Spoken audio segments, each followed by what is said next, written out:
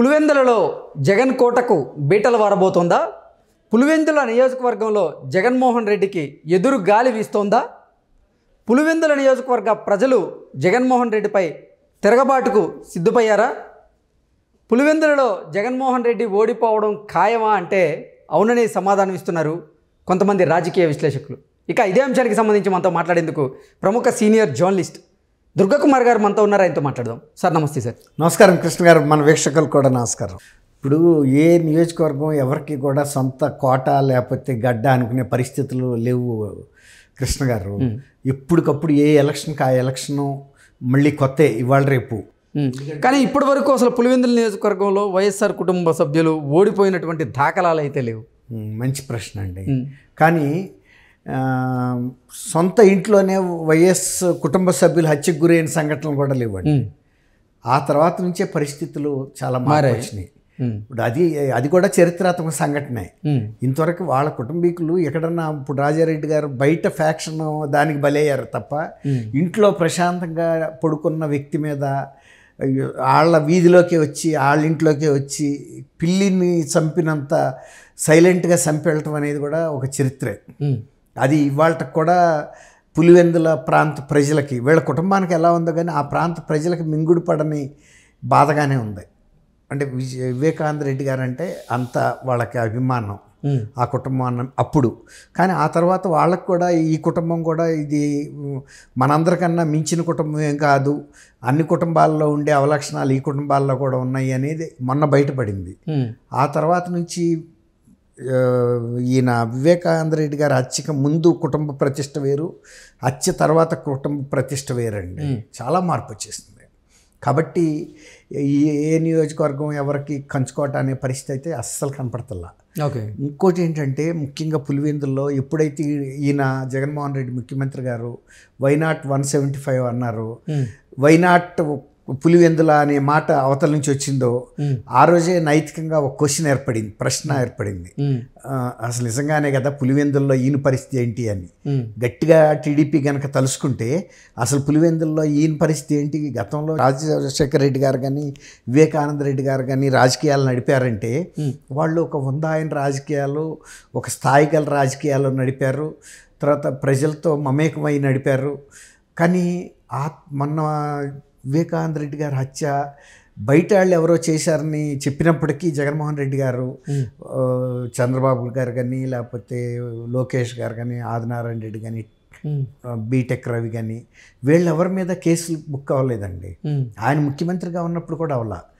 But సిబిఐకి ఇచ్చినప్పుడు కూడా వాళ్ళ ఫ్యామిలీ మెంబర్స్ మీద బుక్ అయినాయి. వాళ్ళ ఫ్యామిలీ మెంబర్స్ని పిలిపించారు. ఎవిడెన్సెస్, సాక్ష్యాధారాలు కూడా రకరకాల సాంకేతికమైన సాక్ష్యాలు కూడా ఆయన పేరు అవినాష్ రెడ్డి గారి ఇంట్లోనే ఉన్నట్టు బుక్ తెలిసింది. ఇలా ఒక డిఫరెంట్ సిచ్యువేషన్ వచ్చేటప్పటికి గతంలో ఉన్న వీళ్ళ కుటుంబం మీద ఉన్న గౌరవ మర్యాదలు కూడా తగ్గినాయి. అంతేకాని మొన్న ఓటమి భయం పట్టుకుందని క్రిస్మస్ సందర్భంగా వైఎస్ షర్మిల గారు ఎప్పుడూ లేని విధంగా కొత్త సంప్రదాయానికి తెరలేపారు. నారా లోకేష్ గారికి కొన్ని క్రిస్మస్ గిఫ్ట్లను పంపించే శుభాకాంక్షలు తెలియజేశారు. దీని ద్వారా ఒక వార్త అయితే ఇప్పుడు సోషల్ మీడియాలో హల్చల్ చేస్తుంది. వైఎస్ షర్మిల అలాగే వైఎస్ సునీత చూపు ఇప్పుడు తెలుగుదేశం పార్టీ మీద పడిందని, తెలుగుదేశం పార్టీ నుంచి రాబోయే ఎన్నికల్లో కడప ఎంపీగా వైఎస్ షర్మిల పోటీ చేయబోతున్నారని, అలాగే పులివెందుల నియోజకవర్గంలో జగన్మోహన్ రెడ్డి పైన పోటీ చేసేందుకు సునీత సిద్ధమయ్యారని, అక్కడ సునీత గెలిచే అవకాశం కూడా ఉంది. ఎందుకంటే ఇప్పుడు పులివెందుల ప్రజలు జగన్మోహన్ రెడ్డి మీద తిరగబడ్డారు కాబట్టి, జగన్మోహన్ రెడ్డికి అక్కడ అంత వ్యతిరేక పవనాలు వీస్తున్నాయి కాబట్టి అక్కడ సునీత గెలిచే అవకాశం ఉందంటూ కూడా కొన్ని వార్తలు ఇప్పుడు సోషల్ మీడియాలో చక్కర్లు కొడుతున్న నేపథ్యంలో ఏంటి సార్, నిజంగానే జగన్మోహన్ రెడ్డి అక్కడ ఓడిపోయే అవకాశం ఉందా? ఓడిపోవడం ఖాయమా అంటే ఏం చెప్తారు? ఓడిపోవటం ఖాయమా గెలవటం ఖాయమా కన్నా కూడా వాళ్ళిద్దరూ కనుక అక్కడి నుంచి తెలుగుదేశం టికెట్ మీద పోటీ చేయటం అనేది నైతికంగా జగన్మోహన్ రెడ్డి గారికి అపజయం కింద లెక్క నైతికంగా. ఎందుకంటే సొంత కుటుంబ సభ్యులు వాళ్ళ బాబాయ్ హత్య కేసులో ఈ ప్రభుత్వం సరిగ్గా పనిచేయలేదని, పక్షపాత వైఖరితో చేసిందని, అందులో కూడా వీళ్ళ పాత్ర ఉందని వాళ్ళు నమ్మి ప్రతిపక్షం వైపుకి వెళ్ళటం అనేది నైతికంగా పెద్ద దెబ్బ ఆ కుటుంబానికి. ప్రజలు కూడా అదే భావనలో ఉన్నారు. వీళ్ళ పట్ల సానుభూతి ఉంది కానీ జగన్మోహన్ రెడ్డి గారి సానుభూతి లేదు.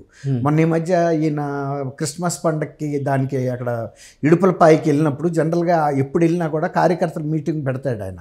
మరీ ముఖ్యంగా ఎలక్షన్లు వస్తున్నాయి కాబట్టి ముఖ్యమైన కార్యకర్తలను పిలిపిస్తే వాళ్ళు ఫస్ట్ చేసిన కంప్లైంట్ ఏంటంటే మాకు బిల్లులు రావటం లేదు. ఈయన నమ్మి ఒక్కొక్కరు 2 కోట్లు మన జగన్మోహన్ రెడ్డి గారే కదా ముఖ్యమంత్రి, ఎవరికన్నా రాకపోతే ఏమో కానీ మనకెందుకు రాకుండా ఉంటాయి మన నియోజకవర్గంలో బిల్లులు. అర్థమైందా? మిగిలిన సాట స్టేట్ అంతా సఫర్ అవుతుంది తెలుసు వాళ్ళకి, కానీ కనీసం మన నియోజకవర్గానికి మన జిల్లా కన్నా ఇస్తారని వాళ్ళు నమ్మి చేశారు. వాళ్ళు బయట నుంచి అప్పులు చేశారు. ఇవాళ వాళ్ళ పరిస్థితి చాలా ఘోరంగా ఉంది. ఈ యొక్క జగన్ గారిని నమ్ముకునే కన్నా తిరుమల శ్రీవారిని నమ్ముకోవటం బెటర్ అని ఆయన ఇక్కడికి వస్తున్న టైంలోనే ఈయనతో చెప్పినా లాభం లేదని కొందరేమో వచ్చి చెప్పారు. ఒక 80% పీపుల్, ఒక 20% పీపుల్ ఇది లాభం లేదని కాలినడకన శ్రీవారికి దర్శనం చేసుకుని ఆయన నాకు ప్రార్థిస్తే ఈ ఎలక్షన్లు అయ్యే లోపల బిల్లులు వస్తాయని ఆశ, దింపుడుకి వెళ్ళే ఆశ. అంటే అక్కడ ఉండి కూడా ఆ సమావేశానికి వెళ్ళకపోతే మళ్ళీ ఆయన వాళ్ళు అసలు కాలినడకని తిరుమల వెళ్తున్నట్లు కూడా కొన్ని వార్తలు వచ్చినాయి. అవును, అది కూడా వాళ్ళ ముఖ్య అనుచరులకు చెప్పే వెళ్ళారు. మేము ఈ ఇబ్బందుల్లో ఉన్నాం ఆర్థికంగాను, ఈయన ఎట్టి పరిస్థితుల్లోనూ మీతో చెప్పాము, ఆయనతో చెప్పినా అవటం లేదు కాబట్టి మేము దేవుణ్ణి మొక్కుకోవటానికి వెళ్ళాము, ఆ సంగతి చెప్పండి అని చెప్పారు వాళ్ళు. అట్లా వాళ్ళతో చెప్పేసే వెళ్ళారు. దాన్ని బట్టి ఏమవుతుంది, సొంత నియోజకవర్గంలో బిల్లులు కూడా ఇవ్వలేనంత ఆర్థిక మాంద్యంలో ఉన్నాడు ప్రభుత్వం అనేది అర్థమవుతుంది కదండి. ఆయన చేయమంటేనే కదా వర్క్స్ చేసింది వాళ్ళు, వాళ్ళకేం అవసరం. రెండోది, ఇప్పుడు ఈయన అడిగాడు ఏంటి మన పరిస్థితి ఏంటి అని. పరిస్థితి ఏముందండి, ఏమన్నా డెవలప్మెంటల్ యాక్టివిటీస్ ఏదైనా చేస్తే కదా పరిస్థితి అడగటానికి, పరిస్థితి ఏం లేదు. తర్వాత ఇంకోటి, వివేకానంద రెడ్డి గారి హత్య తర్వాత మన పార్టీ పరిస్థితి, కుటుంబ ప్రతిష్ట ఇంకా దిగజారిపోయింది, పార్టీ ప్రతిష్ట అని కూడా వాళ్ళు కొండ పగలగొట్టినట్టు చెప్పారు. అసలు వివేకానంద రెడ్డి హత్యకు కారణం సునీత, అలాగే అతని భర్త రాజశేఖర్ అని చెప్పింది కూడా మనకు బాగా నియోజకవర్గంలో నెగిటివ్గా మారింది అనేది కూడా ఒక వార్త చెప్పారంట. అది కూడా చెప్పారంట. ఇంకొకటి ఏంటంటే మీరు చేసిన పెద్ద తప్పు, సునీత గారు తండ్రిని హత్య చేస్తాడు, ఆ తర్వాత వివేకానంద రెడ్డి గారు అల్లుడు రాజశేఖర రెడ్డి గారు ఈ హత్యలో ఉన్నారని మీరు చెప్పడం ఇంకా వికటించింది. దానికి తోడు అసలు వివేకానంద రెడ్డి గారి వ్యక్తిత్వాన్ని హననం చేసేలాగా, అవును, ఆయన స్త్రీలోలుడు అని చెప్పేలాగా ఒక రకం కాదండి. ఆర్థిక పంచాయతీలు అన్నారు, తర్వాత ఆడవాళ్ళకి సంబంధించిన ఇష్యూస్ లేవనెత్తారు, తర్వాత ఒక ముద్దాయి తల్లితో అక్రమ సంబంధం అని చెప్పారు. ఆయన్ని ఏ విధంగా ప్రతిష్ట దెబ్బతీయాలో అన్నీ చేయటం వల్ల కూడా ప్రజల్లో ఇంకా విరక్తి కలిగిందండి. వివేకానంద రెడ్డి గారు ఏంటనేది లోకల్గా తెలుసు అందరికీ, ఈయన సౌమ్యుడు, అందరికీ అందుబాటులో ఉంటాడని. కానీ ఆయన ప్రతిష్టను దెబ్బతీయబోయి ఈ కేసు నుంచి తప్పించుకోవడానికి చేసిన ప్రయత్నం, ఇందాక మీరు అన్నారు సరే, గతంలో లాగా నల్లేరు మీద నడకలాగా వెళ్ళగలిగిన పరిస్థితి లేదు. ఇంకోటి ఏంటంటే, వివేకానంద రెడ్డి గారు హత్య జరిగినప్పుడే స్థానికులు ఆ రోజే కామెంట్ చేశారు ఇక అయిపోయింది ఈ కుటుంబ పరిస్థితి అని. వాళ్ళకి తెలుసు ఎవరు చేశారు, ఎందుకు చేశారు, వీళ్ళని ఎవరు కేర్ చేయరని. ఇప్పుడు అటువంటి పరిస్థితి వాళ్ళ స్పష్టంగా కనపడుతుంది. అధికారంలో ఉన్నంతకాలం వేరండి, అధికారం దిగేటప్పుడు దిగబోయే ముందే ఎవరు లెక్క చేయరు. ఇప్పుడు వాళ్ళ బిల్లులు కనుక ఇప్పటికీ ఇవ్వలేదు, రేపు ఇంకో గవర్నమెంట్ వస్తాయి. అంతకుముందు గవర్నమెంట్ బిల్లులన్నీ తొక్కి పక్కన పడేశాడు, రేపు వచ్చే గవర్నమెంట్ కూడా ఈ బిల్లులు కూడా తొక్కి పక్కన పడేస్తుంది కదండి.